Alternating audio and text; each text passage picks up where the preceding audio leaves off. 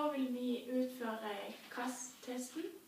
Det velger vi å gjøre fordi at KASS-testen er utviklet for pasienter med hoftenærfraktur. Den går ut på at pasienten skal komme seg fra liggende i en seng til sittende, fra sittende til stående, og gå rundt inne i et rom. Pasienten kan score fra 0 til 2 på hver av de 3 elementene. Og nå vil jeg observere hvordan pasienten klarer å utføre disse 3 elementene sammenhengende. Ja, så nå kan du bare gå i gang.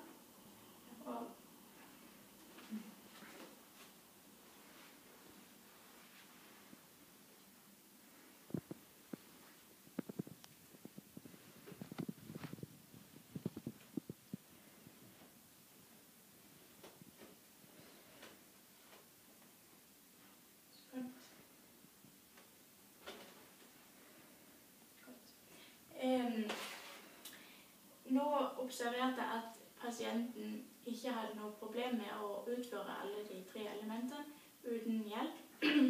Hvis jeg hadde vurdert at pasienten hadde bruk for litt hjelp, så hadde jeg vært der og veiledet og hjulpet litt. Pasienten får poeng som 2 i hver av de 3 elementene, fordi at hun klarte det uten hjelp. Hadde hun hatt bruk for litt hjelp og veiledning, så hadde hun fått poeng som 1. Og hadde pasienten overhodet ikke kunne klart de 3 elementene, så ville hun fått 0.